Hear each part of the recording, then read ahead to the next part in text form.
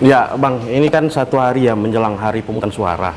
Ini kan tensi mulai panas, ada yang bilang mulai panas. Kalau menurut Abang gimana, Bang? Kalau lihat posisi penyelenggaraan pemilu hari ini di H-1 nih, di Kota Jambi lah setidak-tidaknya. Sepertinya di kafe ngaruh deh. Apa lebih sepi? Sepi. Lebih sepi. Karena pada di luar semua. Jadi memang fokus masyarakat. Jadi kalau kita lihat isu-isunya, Bang, yang menjelang H-1, ada yang mengatakan justru tensi makin panas. Kalau menurut pandangan Abang sendiri dalam penyelenggaraan pemilu ini, dalam H-1 ini, sebenarnya apa yang kemudian perlu menjadi catatan nih sebenarnya bagi peserta pemilu sendiri? Ini kan bisa dikatakan hari terakhir ini penentuan begitu. Dan memang sehari ini masa tenang sebenarnya. Ya sebenarnya tidak sesuatu yang baru lah ya. Kita udah kali yang ke-12 nih untuk melaksanakan pemilu. Jadi pengulangan dan sistem, metode, cara yang digunakan di pemilu yang sekarang ini persis sama dengan pemilu yang lain. Yang lalu. Cuman yang membedakan itu kan pesertanya, orangnya. Bahkan incumbent kan juga banyak nih yang kembali menjadi kontestasi di pemilihan di 2024 ini. Jadi kalau menurut saya tidak ada sesuatu yang seharusnya memberatkan, kecuali mungkin yang pemilih pemula ya. Pemilih pemula itu rentang dari 17 sampai 22 tahun. Yang kemarin mungkin dia sudah berumur 17 tapi belum berumur 17, belum terdaftar. Pemilu udah kadung berlangsung. Sekarang kan 5 tahun kemudian udah 22 tahun nih mereka tuh, atau 21 tahun. Kan, itu mungkin yang pertama kali mereka dalam hidupnya menggunakan hak pilih. Nah itu mungkin yang perlu mendapat masukan, informasi, pendidikan pemilih, pendidikan politik, sehingga pertama kali yang mereka dapatkan itu memang sesuatu yang positif. Tapi tidak menutup kemungkinan juga, Bang, kalau kita berbicara dalam konteks legislatif ya. Itu kan ada beberapa calon anggota legislatif juga, baik di tingkat kabupaten kota, provinsi, bahkan RI untuk Dapil Jambi bisa kita katakan ada beberapa wajah baru sebenarnya. Artinya bukan incumbent, dan kebanyakan bukan incumbent nih hari ini. Ada yang incumbent di provinsi tapi maju di RI misalnya. Nah, bagi mereka itu tantangan, ada nggak tantangannya sendiri sebenarnya? Ada pergeseran itu kan pasti berbeda proses menuju ke sananya. Pertama ruang lingkup, kemudian penyampaian informasi bahwa hari ini saya mencalonkan diri sebagai calon anggota DPR RI. Yang dulunya kan DPR provinsi.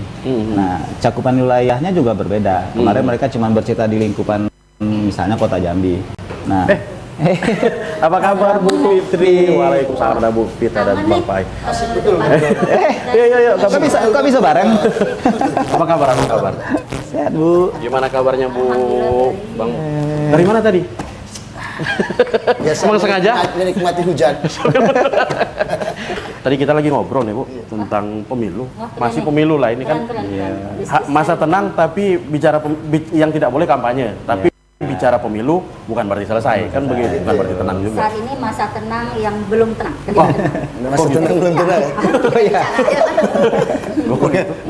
masa tenang yang tidak tenang. Setuju, ada yang bilang gini loh. Justru masa tenang itu masa paling panas katanya. Setuju nggak kira-kira? Atau sangat kopi kita sore ini mungkin? Oh iya, sekalian monggo di order dulu, dipesan dulu. Boleh kopi. Kita udah ready nih, udah siap diminum. Setuju nggak kalau ada yang bilang justru masa tenang inilah sebenarnya masa-masa panasnya pemilu yang tidak tenang gitu? Setuju?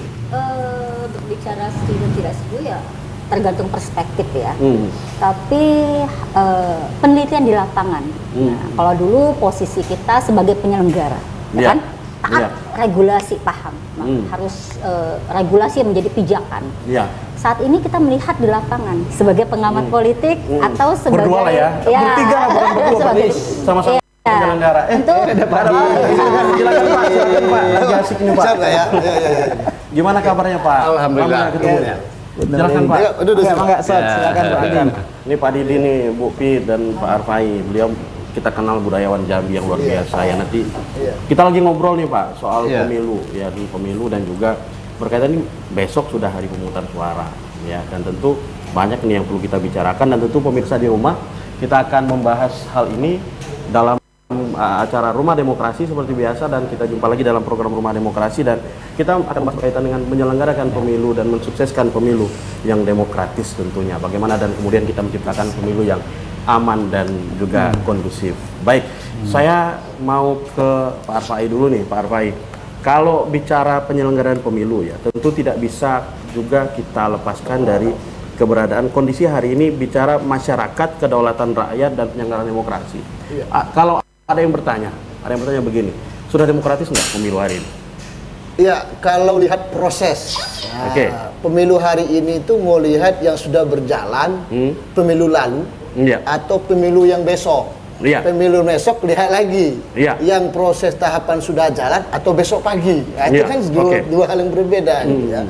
Kalau lihat proses yang sudah berjalan, Iya. indikator demokrasi itu kan demokratis, berarti kan salah satu lah indikator bahwa diselenggarakan pemilu itu semua pihak itu partisipasinya tinggi ya. Bahasa kalau dilihat kemarin Oke, ya, oke, partisipasi. masyarakatnya tinggi, kemudian peserta pemilunya juga euforia dan lain-lain. Dalam Ya. konteks yang satu itu, menurut saya proses sudah jalan itu sudah menunjukkan Pemilunya bahwa demokratis. ada kedemokrasian, keterlibatan kedaulatan rakyat tuh euforianya muncul di sana.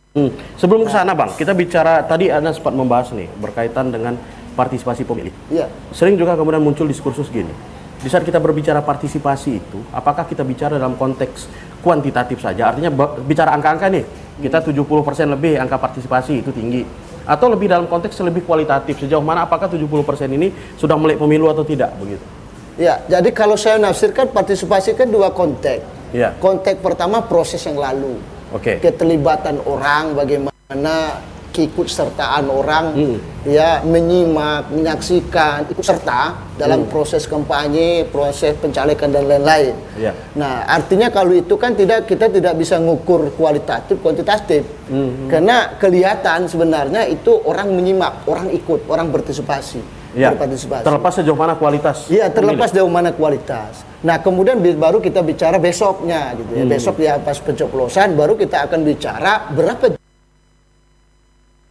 Angka partisipasi tadi. angka partisipasinya itu seperti apa. Apakah yang terdata selama ini ya artinya sudah masuk dalam daftar mata pilih menggunakan dan berapa persen tidak menggunakan. Iya. Dan berapa persen juga yang sebenarnya adalah sudah terdata tapi tidak memilih faktor apa. Itu jangan sama ratakan. Misalnya orang sudah memilih, sudah daftar, tetapi dia tidak pindah pilih misalnya. Karena faktor informasi dan lain-lain sehingga tidak lakukan. Iya, betul. Artinya kita tidak bisa menyatakan orang tidak berpartisipasi gara-gara dia nggak ikut. Nah, kan tidak. Maka Iya. ngukurnya itu orang tidak berpartisipasi itu lihat dulu faktornya apa Baik, sih. baik. Kalau dia menyatakan tidak mau ikut, baru kita katakan orang menolak secara personal ikut berpartisipasi. Artinya ada mungkin secara skala kecil tidak percaya dengan pemilu begitu. Iya. Salah satunya ini. Iya, artinya orang menolak. Maka saya pribadi ya lebih menilai partisipasi itu sebenarnya diukur orang terdaftar. Orang punya hak pilih, Iya. sah dia dan ada ruang dia misalnya tidak terdaftar tapi bisa menggunakan suket dan lain-lain ya. Tapi dia tidak menggunakan itu.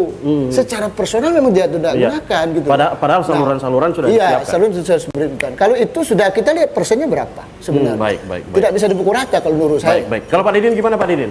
Kalau kita lihat Pak Didin, masyarakat kita hari ini memandang pemilu apatis nggak atau justru masih punya kepercayaan tinggi dengan penyelenggaraan pemilu kita?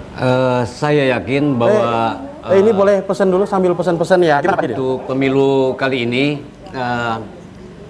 partisipasi masyarakat secara kuantitas itu sangat yakin bahwa tinggi. Secara kuantitas pemilih di Jambi sangat ini dengan Ya, pemilu. tinggi. Hal ini karena memang pemilih untuk saat ini lebih banyak prosentasenya kalangan milenial dan generasi Z gitu ya. Iya. Yang tidak terlalu memikirkan masa lalu. Nah, mereka karena baru kali ini mungkin ikut memilih gitu ya. Iya. Dan tentu saja ini akan memberikan warna yang baru juga terhadap perkembangan demokrasi di negara kita, bahwa partisipasi ini memang terutama di kalangan milenial dan generasi Z ini sesuatu yang baru, dan saya yakin ini maka partisipasi untuk kali ini banyak ya secara Baik. Saya ke Bang Desi. Tadi kita sempat bahas di awal. Apa sih tantangan sebenarnya di saat kita berbicara pemilih hari ini? Tadi Pak Didin sempat berbicara tentang generasi Z, pemilih pemula. Begitu dalam konteks pemilu kan kita menyebutkannya sebagai pemilih pemula. Pemilih pemula ini masih setuju nggak Anda artinya mengklaster pemilih pemula itu dalam aspek umur saja, tapi bukan tapi tidak mendefinisikan yang lebih luas, misalnya dalam aspek sejauh mana mengerti tentang mekanisme pemilihan dan kenapa kemudian harus memilih seperti itu. Ya. Memang untuk definisi pemilih pemula itu bisa diartikan dalam banyak hal. Iya. Pensiunan TNI Polri yang baru memilih nih, ya kan? kan udah berumur tuh, tetapi mereka baru pertama kali menggunakan hak pilihnya. Kalau dia pensiun misalnya di 2023 akhir kemarin atau di awal 2024 ini dia pensiun, kan mesti terdaftar dong dalam DPT karena umurnya sudah lebih. Tapi dalam konteks pemilihan adalah pemilih pemula karena baru pertama kali menggunakan hak pilih. Itu satu. Yang kedua, klaster itu kan tergantung pengelompokan yang punya kepentingan.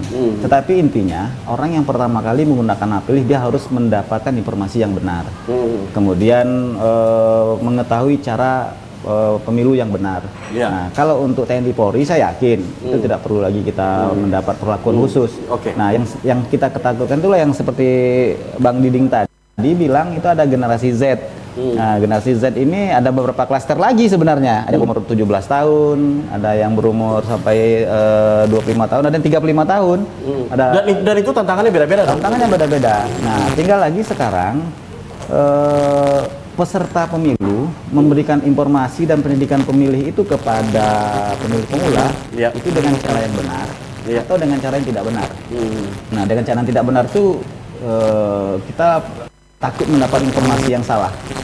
Misalnya kalau nggak ada uang ya misal masih laku nggak sih buat anak generasi muda hari ini yang bisa kita katakan melek informasi gitu. Pendidikan politiknya disampaikan bahwa harus milih yang satu kaum dengan kamu misalnya. Nah, padahal bahasanya harus begitu. Nah, itu juga menyudutkan. Nah, bahkan secara implisit bisa jadi itu sebuah intervensi. Nah, tetapi kalau seandainya dibuat sebuah pilihan, apalagi dalam demokrasi ini kan program, visi, misi. Karena konsekuensi dari caleg yang mencalonkan diri dia, itu kan di belakang mereka ada partai politik.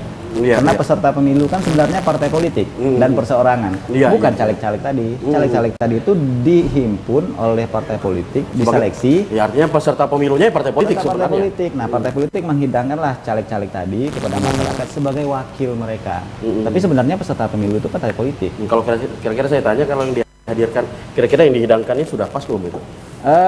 Mungkin ini belum dapat. Baik. Saya ke Bu Pit nih. Hari ini saya agak senang Bu Pit. Saya ini dapat narasumber tiga-tiga ini mantan penyelenggara pemilu. Gitu. Artinya paham penyelenggaraan pemilu di dalam dan di luar gitu ya.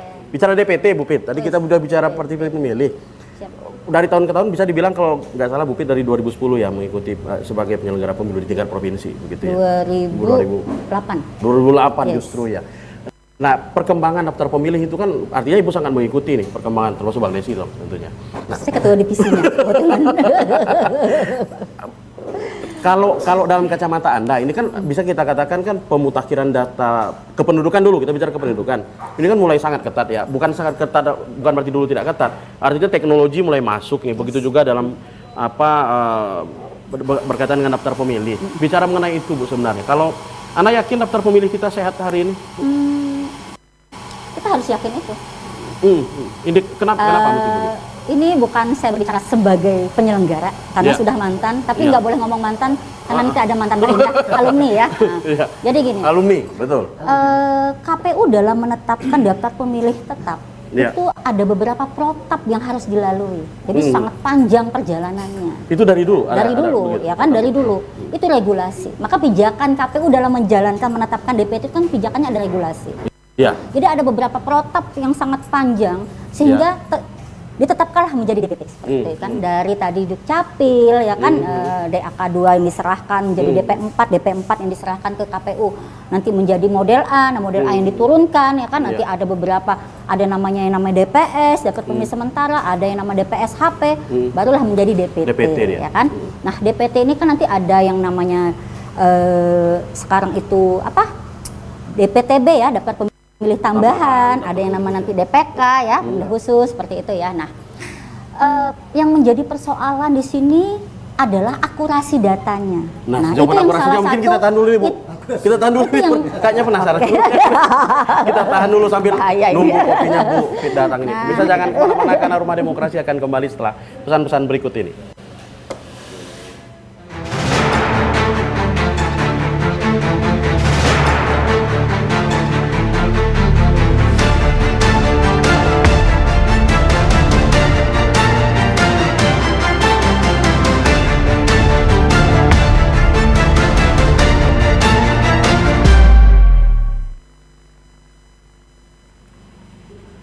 Baik, Pit, tadi terpotong nih, tadi beri iklan kaitannya dengan daftar pemilih berkualitas.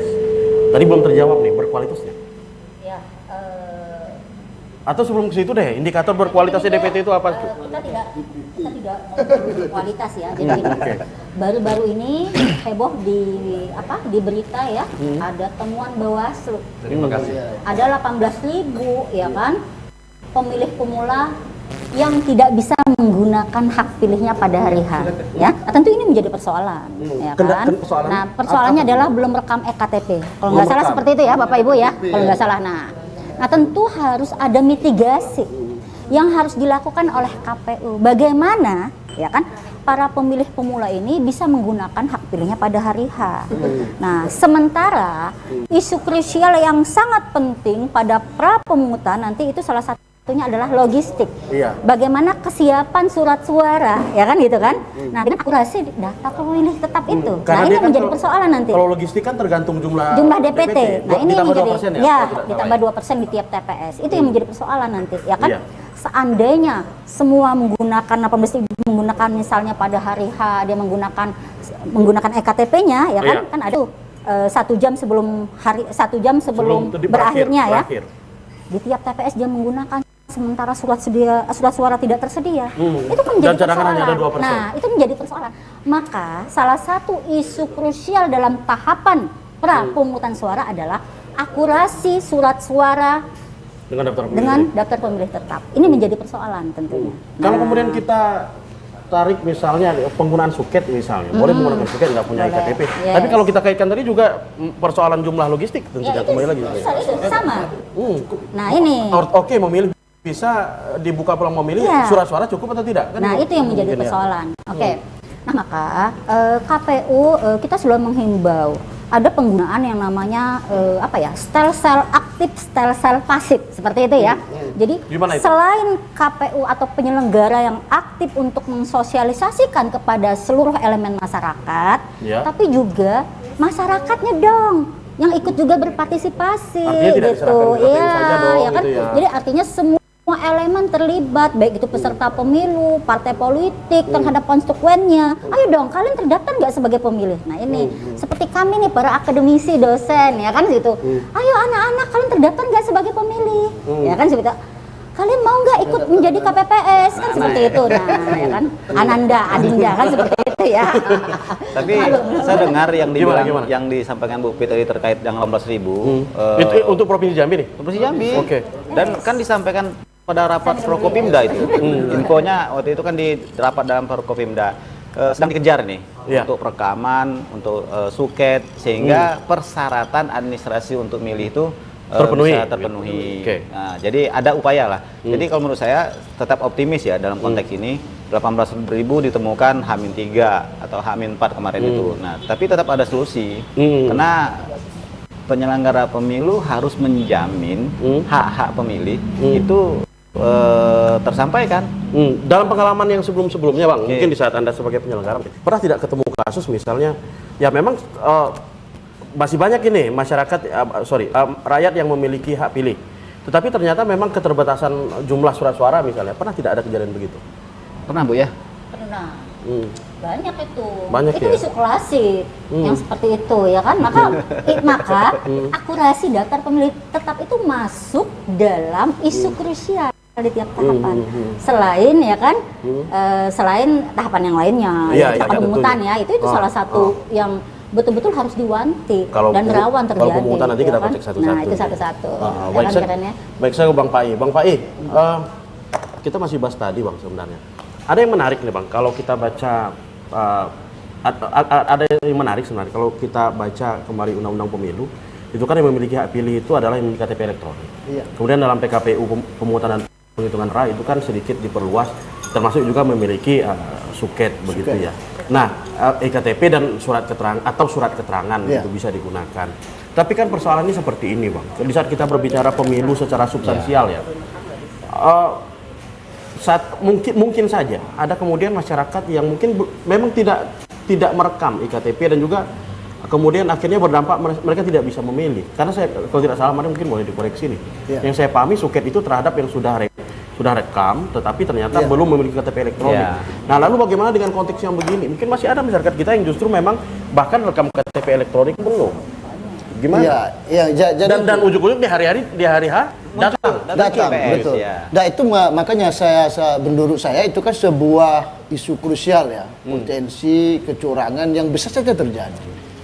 Nah oleh karena itu kalau kita bicara pemilu itu kan tidak bicara satu sektor sebenarnya, dia adalah sebuah sistem, supaya banyak pihak terlibat. Artinya bukan KPU, bukan Bawaslu saja. Makanya saya berpikir begini, jangan segala sesuatu kita serahkan ke penyelenggara pemilu.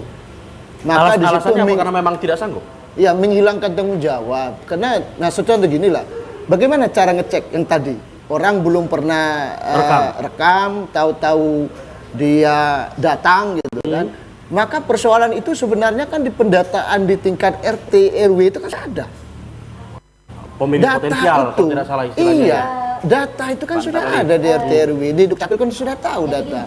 Ya enggak? Maaf, saya sedikit ya. Salah satu yang menjadi menjadi indikator kemarin di saat putusan MK yang mana adanya PSU, ya kan salah satu ya kan Pilkada 2019 Pilgub 2020 kemarin. Salah satunya itu adalah orang yang datang ke TPS tapi dia belum rekam EKTP. Nah, ini menjadi persoalan. Digugat di Mahkamah Konstitusi. Nah, hal serupa bagaimana tidak terulang kembali. Maka akurasi data pemilih itu wajib harus akurat. Nah, sebenarnya bicara itu Bang, kalau kita berbicara putusan MK itu aja sebelum ke Pak Didi nih. Di saat kita berbicara hak, kemudian ini kan hak ya. Kita dudukan dulu ya Bang. Sebenarnya memilih itu hak atau kewajiban sih Bang? Hak itu pemilih itu kan hak. Tapi hak yang dibatasi undang-undang, ingat, bukan hak yang tidak terbatasi. Kalau hak yang tidak dibatasi undang-undang tidak terikat dengan hukum, ya Anda tak perlu ada KTP, datanglah nyoblos. Kan? Oh, itu persoalannya. Itu, kan? Gitu tapi di konteks hak itu ada hukum yang ngatur. Nah, hukum mengatur diatur. Anda hanya boleh pilih kalau Anda sudah. Artinya nggak bisa bilang misalnya misalnya, ya saya punya hak, saya warga negara dilindungi hak pilihnya. Terserah saya, bahasanya gitu. Tidak bisa begitu, gitu. Tidak bisa begitu. Maka dia ada hak itu adalah di dalam kemasan atau suatu naungan hukum. Nah, hukum itu yang mengatur. Anda berhak, tapi Anda punya syarat nggak? Mesti punya syarat dulu nih. Gitu salah satu syaratnya adalah Anda punya KTP. Elektronik. KTP-nya sifatnya elektronik. Oke, saya nggak punya, tapi pernah rekam nggak? Kalau sudah pernah rekam, hilang, kan ada lagi keterangan boleh membawa surat ke suket dan lain-lain gitu kan. Atau sudah rekam belum keluar KTP elektronik, boleh dia menggunakan suketnya. Nah itu kan ada prasyarat yang menjadi hak orang itu. Bukan bahasanya bukan hak absolut. Kalau hak absolut ya tanpa ada syarat silakan saja gitu kan. Ya kan? Misalnya saya mau minum kopi ini, itu hak absolut saya. Mau minum terserah, tergantung saya. Nggak ada Pak Desi bisa melarang saya. Tapi kalau mau minum boleh kok Bang. Gitu kan? Bahasanya begitu. Maksudnya dalam hal konteks hubungan warga negara dengan negara, maka di dalam ruang negara hukum ada hak yang perlu diakui di situ. Harus diikutin gitu loh. Nah, persoalan yang tadi itu kan menjadi hal, contoh tadi udah diuraikan Bu Pit. PSU kemarin, itu kan problemnya di situ. Nah, artinya sudah ada pengalaman kita. Menurut saya, yang mestinya tidak perlu terjadi lagi gitu. Jangan terjadi lagi. Makanya saya bilang tadi, ini tidak bisa diserahkan ke penyelenggara. Maka ada pendataan dari awal misalnya. Setiap RT atau saksi lah misalnya, anggaplah saksi diambil orang di RT itu, dia pasti tahu orang-orang di RT-nya. Kalau saksi bergaul ya, bergaul ya tahu gitu. Artinya sudah ada situ gitu. Artinya bisa, RT pun tahu tuh siapa yang punya ini apa tidak gitu. Sudah rekam tidak. Bahkan kalau bisa mulai kemarin harusnya Dukcapil itu sudah menurunkan di warga RT saya misalnya. Siapa yang sudah rekam? Siapa belum? Atau yang belum rekam? Siapa belum lengkap? Dan itu kalau bisa tempelkan itu di TPS, nggak salah. Karena itu kontrolnya. Tapi pertanyaan itu ada enggak? Artinya kita tunggu besok nih. Nah, apa? itu gitu pertanyaan. Nah, sehingga orang meraba-raba ini orang benar sudah ngerekam atau enggak? Atau Dukcapil mau hidup besok dari pagi sampai orang nyoblos itu. Begitu ada orang ragu kontak. Punya enggak? Rekam belum? Gitu. Nah, kalau itu kalau dia sanggup. Nanti kalau 100 TPS semua kan. Angka berapa tadi? 18.000. 18.000. Nah, itu lebih. Makanya solusinya sebenarnya itu tadi. Artinya apa? Ada data perekaman terakhir setiap RT. Kan data itu berarti loh. Iya. Itu orang yang belum keluar KTP-nya, elektroniknya itu bisa diekspos, diumumkan atau ditempelkan di TPS atau tindak per RT gitu loh. Kan tahu karena TPS juga berbasis testing Pak Desi, TPS juga berbasis. Saya kira itu solusi sebenarnya. Tinggal mau nggak mau lah terkait. Baik. Pak Didin, kalau bicara masyarakat Jambi ya, yang sangat kental dengan adat istiadatnya gitu ya. Ya mudah-mudahan selama ini kan penyelenggaraan pemilu kita aman. Gitu. Sebenarnya potensi-potensi kemudian kita berbicara pemilu ini sebenarnya dikhawatirkan justru konflik itu secara horizontal masyarakat sebenarnya. Kalau konflik vertikal tidak terlalu tinggi lah saya pikir. Apa kemudian yang harus diantisipasi masyarakat hari ini, Pak? Ya, selama ini saya ikuti perkembangan euforia untuk penyelenggaraan pemilu ini. Ada beberapa komunitas etnis yang sudah melakukan deklarasi damai gitu ya.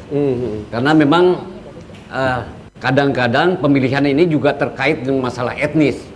Siapa yang dipilihnya itu kadang-kadang berdasarkan ada pengaruh itu. Itu. Kemudian juga betul apa yang disampaikan juga tadi bahwa tapi alhamdulillah di RT saya kemarin ada yang belum masuk itu RT langsung mengumumkan di grup ya. Yang belum direkam, yang sudah, yang belum itu diumumkan di RT. Itu sebenarnya inisiatif RT atau memang ada arahan secara menyeluruh? Mungkin ada arahan dari kelurahan atau kecamatan. Bang Diding ketua RT ya? Ya. Bang Diding ketua RT. Di grup RT. Oh, di grup RT. Anggota Ketua RT tadi. Ya. Di grup RT ada pengumuman itu. Jadi tadi alhamdulillah di RT kami sudah melakukan itu. Kayaknya mudah-mudahan di RT yang lain juga sama supaya tetap yang daftar pemilih menjadi maksimal. Kemudian untuk kecenderungan tadi bahwa di Jambi insya Allah karena adat bersihkan saranya masih kuat ya. Adat bersihkan sara bersihkan kita buloh itu masih kuat. Jadi saya tidak terlalu khawatir untuk di kota Jambi bahkan di provinsi Jambi. Yang dikhawatirkan memang mungkin tadi ketika pemilih sangat favoritnya itu karena memang ada kesukuan kah gitu ya atau dengan romantik ya itu yang membuat sangat rawan untuk ada beradu di situ ya. Lalu sebenarnya apa harus dilakukan sebenarnya Pak Di? Saya hampir panggil Pak RT tadi. Pak Didi. Karena aktif ya, maksudnya gini Pak. Artinya kan ya kita tidak mengharapkan ya, tapi kan potensi kemudian konflik di masyarakat. Walaupun kalau kita mau persempit lagi ke kota Jambi kan masyarakatnya heterogen sekali lah. Artinya di RT kita macam-macam suku agama dan sebagainya. Dan selama ini belum pernah lah di Jambi terjadi perang antar suku, belum pernah. Begitu. Tetapi kan berbicara pemilihan legislatif ini ada isu lebih menarik katanya. Kadang mungkin ada RT-nya yang nyalek, bukan RT, ketua RT maksudnya, orang di RT-nya yang nyalek, orang di kelurahannya itu caleg, itu kan berpotensi. Kemudian apa yang harus dilakukan sebenarnya Pak Din? Itu kan nggak bisa dihindari. Ya ini juga terjadi ya. Bicara basis di gitu ya. Di antara lingkungan kami juga.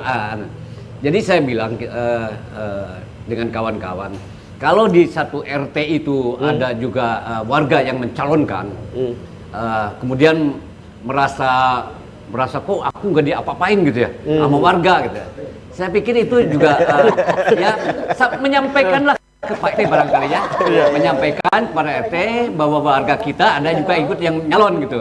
Ya sesungguhnya kalau itu juga disampaikan dan RT-nya, karena RT juga semua yang terlibat itu adalah warganya. RT juga harus berlaku adil dan setara gitu. Ya sampai ke atas pun harus begitu sebetulnya ya. Harus setara, adil dan dalam kegiatan seperti itu. Dan ini tentu saja ya RT menyampaikan gitu ya. Supaya ya jangan sampai memang tadi yang dikhawatirkan ketika apakah dia terpilih atau tidak terpilih malah dengan warga yang lain malah ada ketersinggungan gitu ya. Apalagi kan kalau satu RT kan bisa dilihat ada nggak berapa jumlah yang warga. Nah, bisa kebaca ya Bang ya. Yang lebih khawatir tuh lebih banyak tim sukses dari suaranya gitu. Baik, kita tahan dulu nih. Pemirsa jangan mana-mana, kami akan kembali setelah pesan-pesan berikut ini. Asik.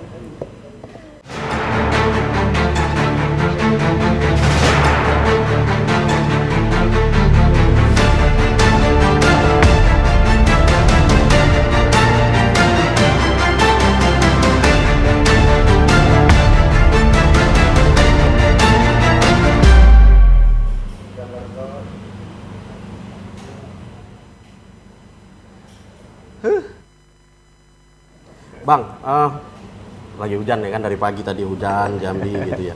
Tapi ada yang bilang gini nih, di saat hujan masa tenang. Tidak tenang. Tidak tenang. Ada yang bilang siram menyiram, gitu kan? Tapi ya bahaya. Siram menyiram. Iya, siram menyiram gitu ya. Ada yang minta siram. Ada yang minta siram dan ada yang menyiram kadang gitu kan. Ya kalau bahasa pemilu kita nyebutkan politik uang, money politik Iya, gitu ya. iya. Walaupun dalam undang-undang nggak pernah disebutkan istilah itu sebenarnya. Nah kalau buat hari ini bang, masih laku nggak money politik bang? Sangat. Pertanyaan saya masih laku, bukan masih ada atau tidak, masih laku tidak? Mungkin kalau masih ada, laku tidak? Nah iya, laku tuh ada efeknya ya. Berefek Jadi tidak? Enggak, ya. ini mungkin lebih tepat ke apa ya? Ke perilaku pemilih ya. Ya. Perilaku pemilih. Jadi memang kita pernah ngadain riset. Oke, Jadi kalau pemilih itu sudah minimal 3 kali dia ikut pemilu. 3 kali pemilu. Pemilu ikut, terus pemilu berikutnya ikut lagi. Artinya pemilu termasuk berikutnya. pilkada dong? Ya, boleh. Oke. Nah, tapi pemilu lah, pemilu. Pemilu, Karena oke. rezimnya beda kan. Iya, iya. Pemilu yang keempat itu cenderung dalam kata kutip di sini sudah lebih 78%, dia akan menggunakan hak pilihnya untuk suara yang sama dengan pemilu sebelumnya. Maksudnya? Nah, artinya misalnya dia pilih pemilu 1, 2, 3 milih partai A. Pemilu keempat, dia itu cenderung akan memilih partai A Partai lagi. yang sama dengan yang dipilihnya Ya, di akan pemilu ada lalu. konsistensi pilihan terhadap pilihan pada waktu pemilu yang keempat tadi. Artinya pada pemilu pertama, kedua, dan pemilu ketiga ada potensi perubahan. Iya. Itu hasil riset ya? Hasil riset. Yang Oke. keempat itu mereka akan konsisten dengan pemilihan terakhir. Nah, ini kan membuktikan sebuah pengalaman. Nah, tinggal lagi pertanyaannya, yang mendorong pemilih datang ke TPS itu ada beberapa hal. Ya. Pertama memang dalam konteks kesadaran. Yang kedua dalam konteks ideologi. Nah, yang ketiga konteks bantuan. Bantuan? Bantuan ini banyak. Ya biasalah kan caleg-caleg kan baik-baik hati nih. Ya, bantu masjid, bantu bangun ini, bantu fasilitas ini. Nah, ya mungkin bantu amplop. Nah, Bantu amplopnya makanya aja. kategori bantuan itu pun banyak. Bantuan ada mungkin ya, pilihan-pilihannya ada bantuan fasilitas, bantuan uang, Iya. dalam kurung dan misalnya tunai, bantuan program, Iya. kemudian bantuan langsung tunai BLT ya, dan semacam. Tapi itu kalau dari hasil riset kita itu berbanding lurus Dengan angka partisipasi pemilih. Nah, ini juga sebuah pembuktian sebenarnya bahwa motivasi orang datang ke TPS itu banyak. Ada yang memang saya harus datang ke TPS karena yang nyalek itu abang saya. Wah, itu sudah hilang motivasi yang lain. Ya Bang Diding ya, yang katanya sesuku tadi kan. Artinya nggak ngaruh tadi, siram menyiram nggak tadi. ngaruh. Artinya kan beda nih konteksnya. Itu Saya datang- pemilih yang punya hubungan langsung dengan atau si mungkin yang calon. lebih luas lagi, saya harus datang ke TPS karena yang nyalon ini sekampung dengan saya. Itu lebih besar lagi. Nah, itu kan banyak. Sebenarnya itu positif nggak sih bang? Oh, positif. Ya, kita kan memilih orang yang dekat dengan kita. Ideal untuk alasan untuk memilih orang itu kan harus ada. Yang susah itu dia datang ke TPS nggak tahu siapa yang mau dipilih. Dan tidak tahu alasan memilihnya Nggak itu. tahu alasan memilih. Makanya konteks hak tadi, nah kan pemilihan umum itu dalam rangka penegakan kedaulatan rakyat. Kalau dalam bahasa sederhananya, saya mendaulat kepada si A. Hak yang paling hakiki demokrasi. Artinya ini, orang yang dipercayanya dong. orang yang saya percaya. Nah, untuk bisa saya percaya dengan orang itu alasannya apa? Satu kampung, satu dusun, satu ideologi misalnya kan, atau satu apa lagi? Wah, ada goreng pisang masuk nih. Asik. Ini pas ini. Ya. Ya ini juga harus netral dong. Ya, tambah lagi. Nah, jadi ideologi, kemudian kesukuan, kepentingan yang sama, kemudian apa lagi ya? Kepercayaan dan bantuan itu juga akan menjadi motivasi kenapa orang datang ke TPS.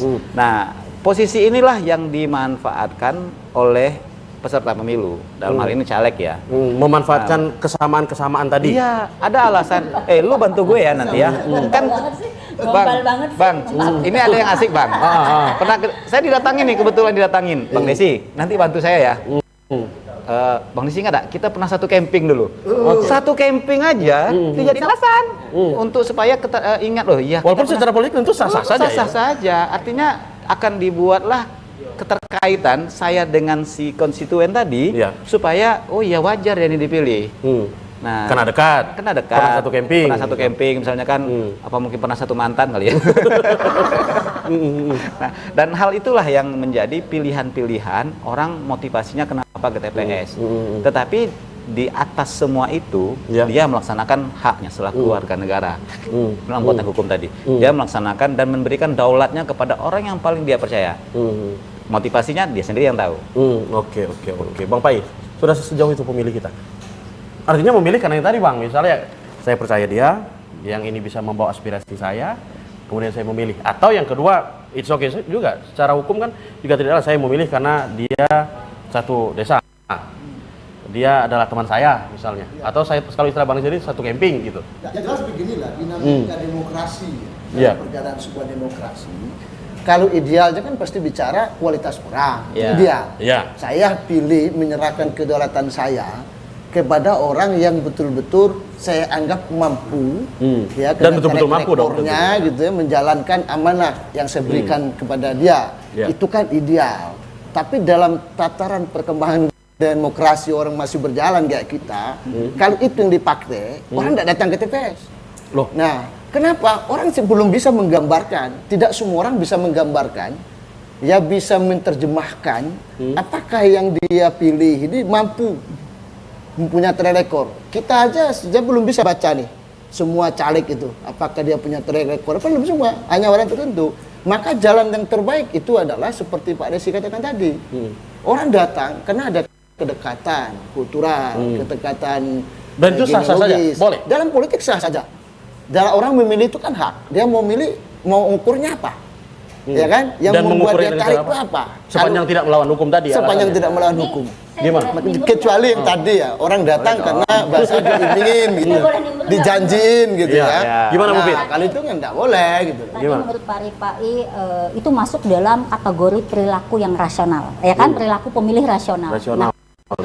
Namun hasil penelitian survei sekali lagi, kategori pemilih rasional itu sangat sulit, bukan sulit minim ya, sangat minim.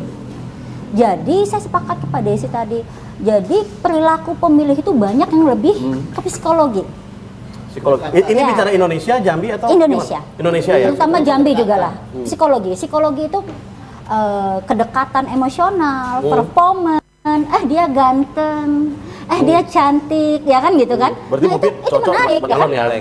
Jadi gini. Kalau saya tanya satu, jujur ya. Ini nyalek, kita pilih yang mana nih? Dulu waktu Pilgub zaman Pak Jumi Jola, kita tidak bisa pungkiri bahwa pemilih yang banyak memilih itu adalah perempuan. Ya, karena ganteng calonnya ya. Dan faktor itu faktor kuat, salah satu. Itu masuk perilaku pemilih psikologi. Jadi melihat performance, wah tertarik nih karena ganteng. Bayangkan dulu, ya kan? Zaman SBY Itu salah satu. Makanya itu salah satu indikator. Jadi perilaku pemilih rasional itu sangat sulit sekali diilustrasikan. Belum sampai tahap itu. Hanya walaupun idealnya yang tadi. Idealnya seperti itu, tapi minim perilaku. Ya kan artinya ada, pasti ada. Berbicara track record, jejak rekam, siapa dia, ya kan ada trust kita di sana. Tapi itu minim sekali. Nah, orang banyak cenderung dia siapa? Abang gue, kakak gue, misalnya kan gitu. Atau punya manfaat untuk RT kita, sudah memberikan apa, kontribusi apa, aku dapat apa, gue dapat apa, kan gitu. Nah itu yang menjadi persoalan. Maka banyak kita lihat lebih ke perilaku, ke psikologis. Nah saya sedikit tadi agak mengkanter Pak Desi. Tapi kalau masalah ini, nanti dulu mengkanter nih. Bukan mengkanter ya, maksudnya orang cenderung konsisten. Saya melihat malah ada juga yang tidak konsisten. Kalau istilah Bang Desi tadi di pemilih keempat kali. Iya keempat kali. No, karena gini, ini contoh pilkada ya. Karena dosa politik, jadi incumbent, orang pemula dengan incumbent itu biasa orang banyak bukan hanya incumbent. Oke, incumbent bisa menangan gitu. Tapi banyak juga orang yang lebih tertarik ke pemula. Karena apa? Dosa politiknya belum kelihatan. Sepakat nggak? Dosa politiknya belum kelihatan. Incumbent itu dosa politiknya udah kelihatan. Dan kadang menjadi materi buat negatif. Dan itu menjadi kampanye negatif. Dan itu dibenarkan dalam konstitusi kita. Yang tidak dibenarkan adalah kampanye hitam ya kan, Iya, black campaign. black campaign. Nah itu yang membedakannya. Tetapi sedikit saja kampanye negatif itu dibelokkan, anak kebencian, maka dia masuk dengan black campaign kan seperti itu. Nah iya. sehingga itu tidak dibenarkan dalam konstitusi kita kan Iya. itu. Nah ini yang menjadi persoalan sebenarnya. Iya. Nah ini menarik perilaku pemilih ini gitu. Nah kalau bicara masyarakat Jambi lagi, Pak Didin ya, masyarakat Jambi itu masyarakatnya sangat bisa kita katakan sangat menerima perbedaan begitu ya. Sangat akomodatif lah dengan orang-orang baik yang datang begitu ya. Sebenarnya berdampak baik tidak sebenarnya untuk kualitas pemilih kita. Hari ini kan masyarakat kita masih gitu. Tadi yang terjadi memilih karena sedusun, misalnya. Bukan pajak, bukan pajak. Pemilihan secara psikologis itu karena memang harus dibangun ada emosionalnya, ada kesamaan emosional. Artinya emosional bisa dibangun dong. Ya, bisa mestinya, dibangun, ya. sebetulnya bisa dibangun. Bukan hanya karena punya hubungan darah Ya, gitu. dan tentu saja bagi pemilih-pemilih yang terutama yang mungkin yang baru mau ikut ini sangat penting sekali pendidikan bagi adik-adik kita yang untuk pemilih yang baru ini, bagaimana membangun emosional itu antar siapa yang mau dipilih dengan yang dipilih itu memang tadi betul apa kata Ibu bahwa yang misalkan yang sudah lama itu akan merasakan tadi akan tahu bagaimana seseorang yang dipilih itu misalkan punya jejak rekam yang tidak baik gitu ya. Itu tapi bagi yang saat ini mungkin itu memberikan tawaran-tawaran dengan visi misi daripada si calon yang akan dipilih ya. Dengan visi itu dan ya sekarang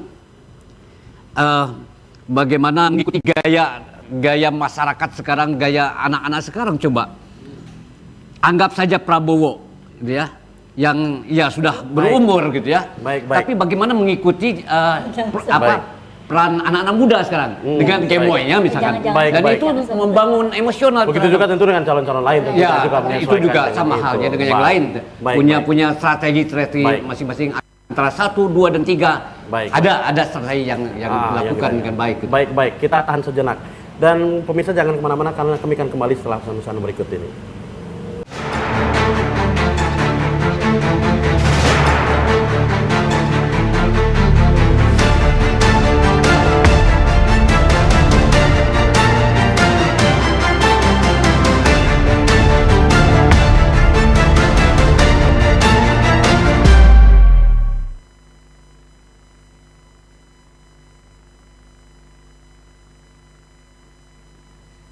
Ya, artinya kita sepertinya udah sampai pada titik sepakat sih sebenarnya bahwa bagaimanapun besok 14 Februari 2024 pemilu tetap harus berjalan kondusif, aman, dan tentu bagaimana kemudian hak-hak memilih itu tadi, Bu ya. Jadi sebenarnya titik temunya itu tadi sebenarnya adalah bagaimana kemudian kita menjamin masyarakat kemudian dapat menggunakan hak pilihnya, proses pemilunya juga berjalan dengan lancar, tidak melanggar peraturan perundang-undangan. Tentu netralitas juga nih penyelenggara, integritas pemilih juga sepertinya menjadi tadi. Dan kemudian bagaimana semua pihak yang harus netral ya tetap netral, dan kemudian pemilih juga berintegritas dalam memilih sepertinya. Dan pemirsa tentu besok di hari pemungutan dan penghitungan suara jangan lupa untuk menyaksikan tayangan Rakyat Memilih live di TVRI Jambi dari jam 13.00 WIB sampai dengan jam 15.00 WIB. Dan akhir acara saya Roni undur diri dan kita jumpa lagi tentunya dalam program-program Rumah Demokrasi yang menarik tentunya. Assalamualaikum warahmatullahi wabarakatuh. Waalaikumsalam warahmatullahi wabarakatuh. Habis.